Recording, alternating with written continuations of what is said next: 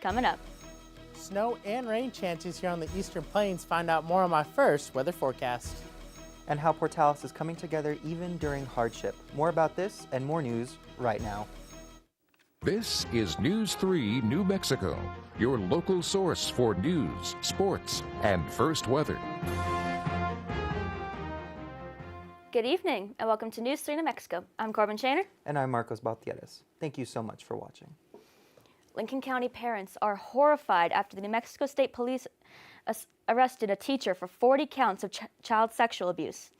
On March 27, 2025, the New Mexico State Police Investigations Bureau arrested Devin Henderson on charges of child sexual abuse after investigation that began in 2024. On December 11, 2024, NMSP agents were contacted about multiple alleged incidents of inappropriate contact at the Mountain View Christian Academy in Ruidoso, which is not part of the Ruidoso School District, with the suspect being identified as 23-year-old Devin Henderson of Ruidoso.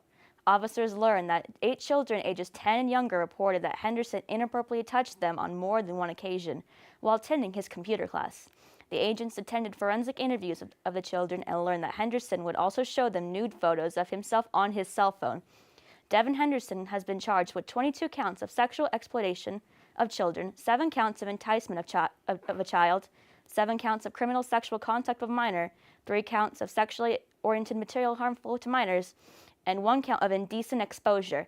The case remains under investigation. In another horrifying case, NMSP parole officers conducted a traffic operation along US 380 from the Texas state line to Roswell, where they found Jeffrey Munoz. Munoz was arrested on a felony warrant for indecency with a child, which is a second-degree felony. NMSP notes that this operation highlights their ongoing commitment to keep New Mexico's roadways safe and holding offenders accountable. As many people know, tragedy struck Clovis last week, first with the medical emergency at Portales High School campus, and then over the weekend, a fatal car crash outside of Las Cruces. Yesterday, communities from around eastern New Mexico came together in support of Portales High School. One of the initiatives was Wear Red for Portales schools, such as Elida, Clovis, and Lovington all took place along with many businesses. School districts also decorated their buses and sent it to Portales High School today in support of Portales and showing solidarity. Now there are fundraisers going on. If you would like to support a scholarship fund for Emma Ainsworth, you can visit http://spot.fund16RR4MRSC. The Roswell Police Department cracked down on retail theft over the last few months, resulting in criminal charges against 65 people. The anti-shoplifting operations were held from November through March on 9 randomly selected days at retailers like Walmart, Target, Home Depot, and Marshall's. Aside from shoplifting and criminal trespassing, charges issued also included narcotic possession and illegal firearm possession. Around $6.8 thousand of merchandise was recovered during the bust. RPD Sergeant Randy Rodriguez said, "We plan on continuing these operations in the future to prevent any deed or retail theft from happening."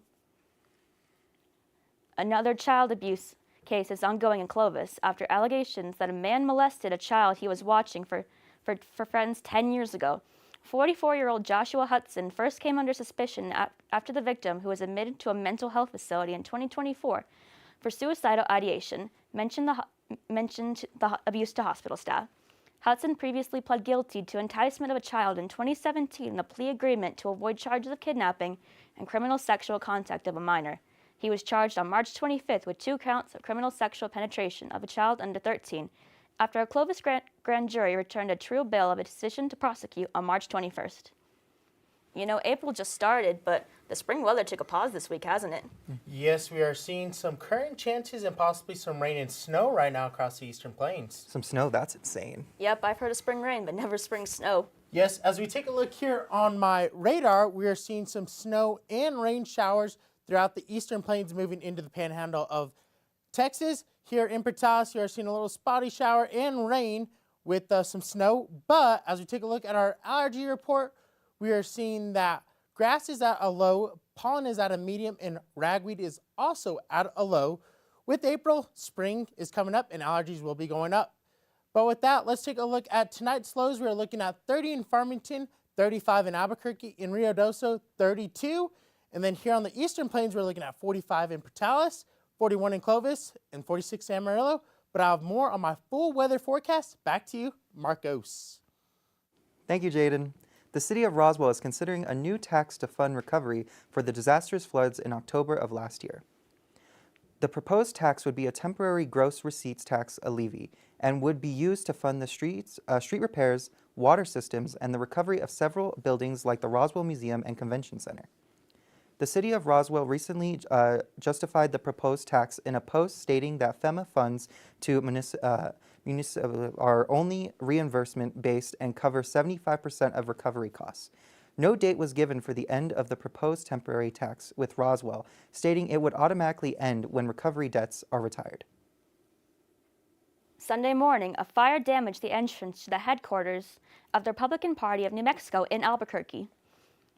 Nobody was injured in the fire, and an investigation is currently underway by the Albuquerque Fire Department. A spokesperson for the Republican Party of New Mexico stated, "We are deeply relieved that no one was harmed in what could have been a tragic and deadly attack. Those who resort to violence to undermine our state and nation must be held accountable." Governor Michelle Lujan Grisham also released a statement stating, "There is no excuse for political violence or vandalism of any kind, and I solemnly condemn Sunday's attack on the New Mexico Republican Party headquarters in Albuquerque."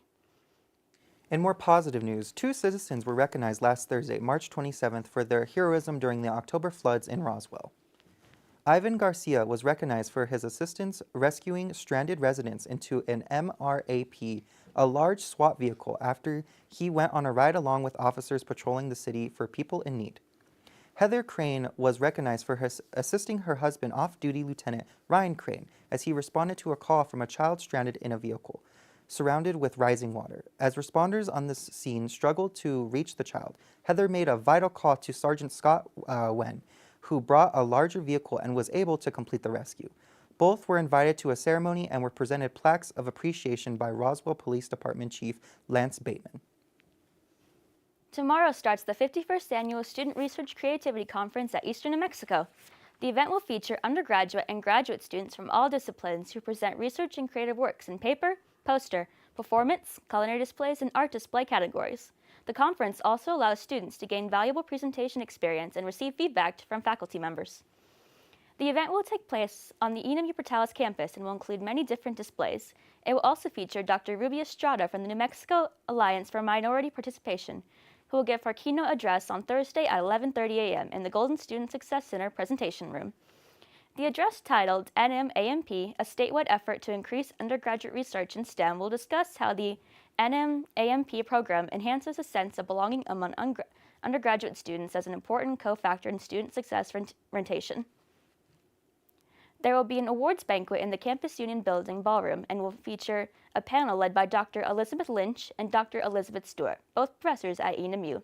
For more information, you can contact Estela Benuelos at estela.benuelos@enmu.edu or visit www.enmu.edu/srcc. Coming up after the break, Jaden will have his full weather forecast for you. But first, here's a look at today's financial market.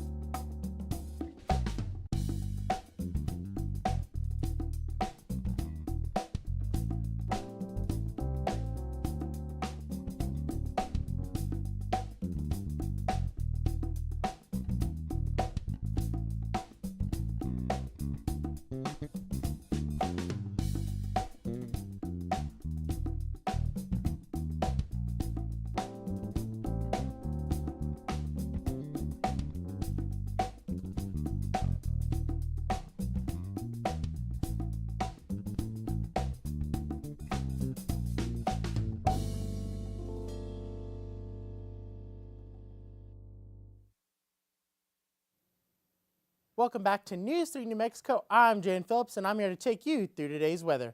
As we take a look at our U.S. map radar, we're looking on the west coast.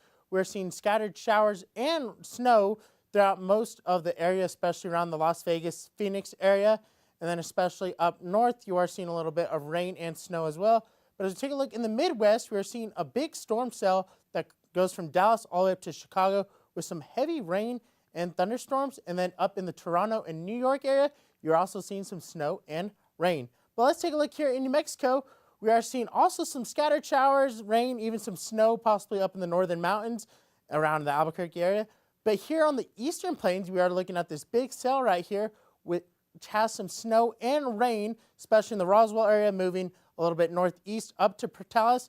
As if we could take a look at our live camera in Roswell real quick, we're seeing partly cloudy skies with a little bit of overcast as well, and we will keep an eye out on some storms. But let's take a look at let's take a look at current temperatures right now. We're looking at 48 in Farmington, 52 in Albuquerque, 61 in Socorro, Rio Doce at 41, Santa Rosa 57, up at Raton 54, Clayton at 56, and then here on the eastern plains, we're seeing here in Portales 56, also in Clovis 56, Hobbs at 72, and then in the Panhandle of Texas, Lubbock is at 73. As we take a look at our chances of rain right now, we are seeing some scattered showers right now. And then as we move into Thursday, those chances go back to low. But let's focus on the late hours of Thursday into Friday. We are going to be seeing some scattered chances of rain and also into the Friday evening hours with low and chances of rain. So we'll keep an eye out on that. But let's take a look at tonight's lows. We're looking at 26 up in Farmington, 35 in Albuquerque, 30 in Santa Fe, 37 in Santa Rosa. Down south, we're looking at 36 in Cruces, 29 in Silver City, and then 36 in Socorro.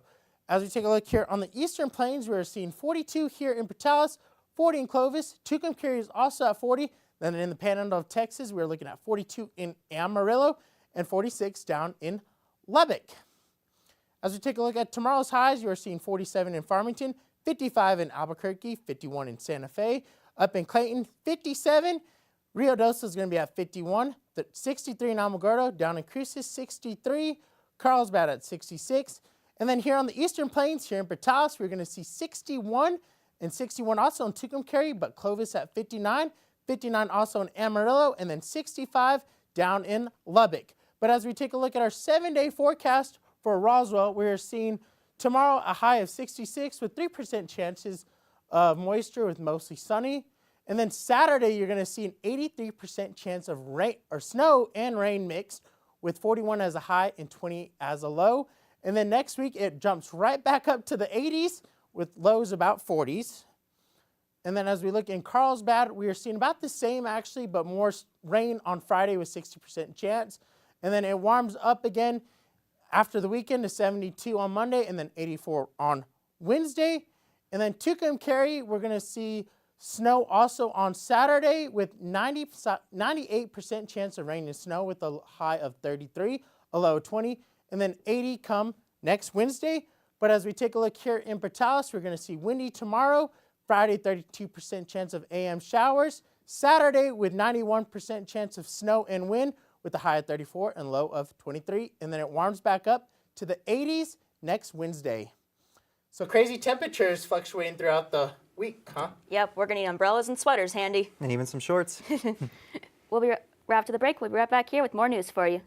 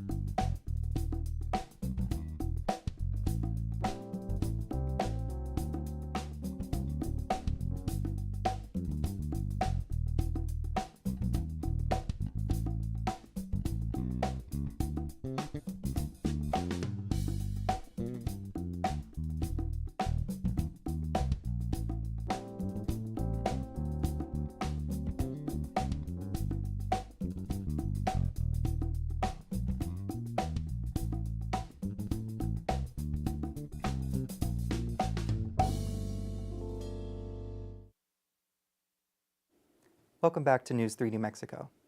The Cavern Theater in Carlsbad is a spot many residents reminisce about, but it has been in despair for years. This may change soon as the year-long project to reinvent Cavern Theater nears completion. The theater, which was originally built in 1951, stopped showing movies in 1979. By 2014, the families who owned the theater decided it was time to give it a second life, and donated it to Carlsbad. Repaired efforts started with a $350,000 grant from the state of New Mexico, but it took an additional $3.3 million awarded from the New Mexico Department of Finance to finish the project. The Cavern Theater is expected to have a grand opening this summer, serving as a performance arts center for Carlsbad. Well, it's that time of year again, the time that hunters and fishers across the state of New Mexico have been waiting for all year. Starting yesterday, April 1st, 2025, over-the-counter fishing and hunting licenses are now available to be purchased online. New Mexico Department of Game and Fish area offices and licensed vendors across the state.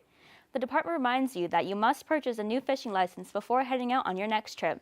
You are also required to carry a physical or digital copy of your license while hunting or fishing. The 25 through 26 license year began yesterday, so if you are having a trip planned, make sure to do that. The Clovis Music Festival will be arriving in just 2 weeks, and the hype is just growing as it gets closer.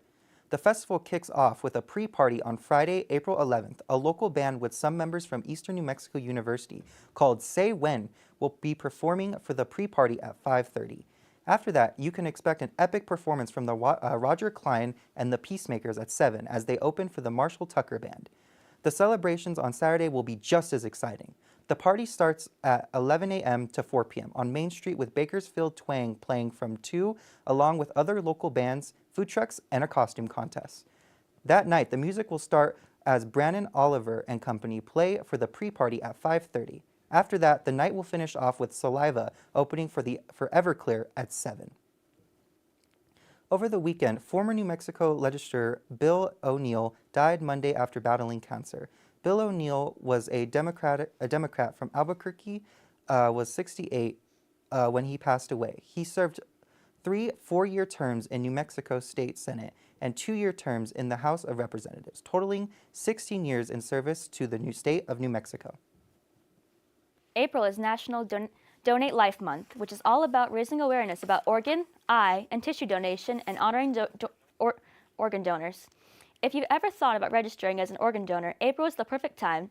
If you're applying or renewing your license at the MVD, becoming an organ donor is as simple as ticking the box.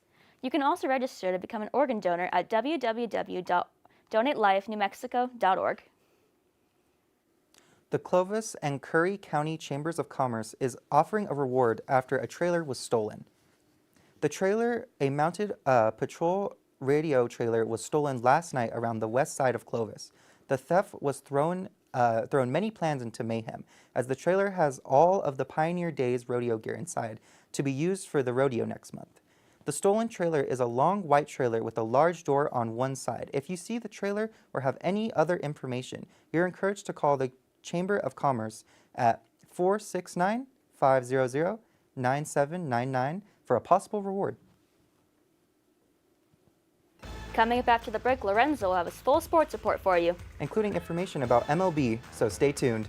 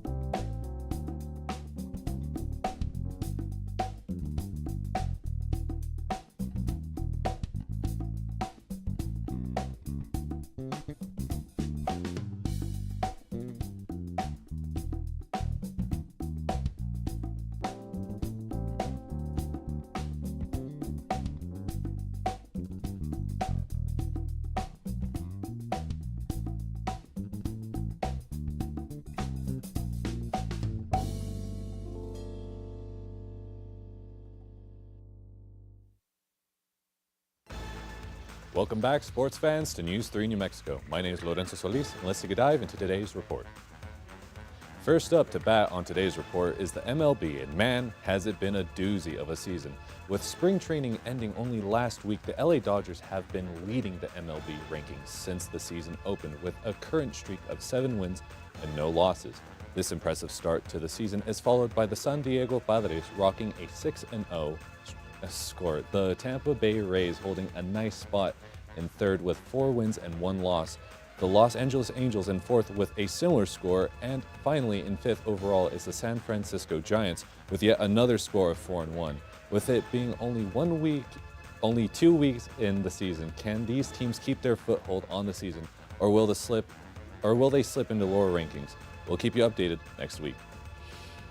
Moving on to second base is KENW baseball, and the Greyhounds are on a roll. With the last 4-game series against Oklahoma Christian being a 4-game win, last Sunday's game with Oklahoma Christian saw the Greyhounds take 28 runs during the game. Luciano Terrio had a particularly good game with a team high of 4 hits, but the good performance was shared with 10 different Greyhounds finding a hit. By the second inning, they already had 15 runs to take on a 15-0 lead, and the game was taken overall with a 28-6 against the Eagles. And while it was not a sweep, the Greyhounds are on fire, with the last few victories marking an 8-game winning streak for the boys in green and silver. With their next opponent being St. Mary's, will they keep the fire burning, or will this be a grinding halt to a beautiful streak?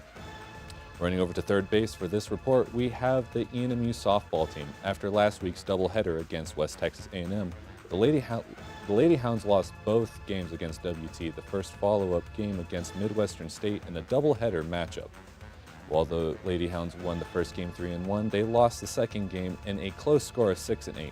With the last week being a rough one, the Lady Hounds have another chance to gain some ground when they play against Western New Mexico University in a 4-game series this Friday. And we'll have more on this game next week, so stay tuned. And taking us home for tonight's report is the KENW track and field team. With the Greyhound Open coming to a close last week, the Greyhounds have their next meet to look forward to, and it is the Bill Schmidt Invite. After the spectacle the Greyhounds gave the competition at the home meet last week, the Greyhounds have the opportunity to shine once more as they get ready for the away meet being held in only 3 days. Can our Hounds keep pace? Find out more on next week's report. Well, that's all the sports I have for you for tonight. But wait, don't change that channel. We'll be right back with Corbin and Marcos, so stay tuned.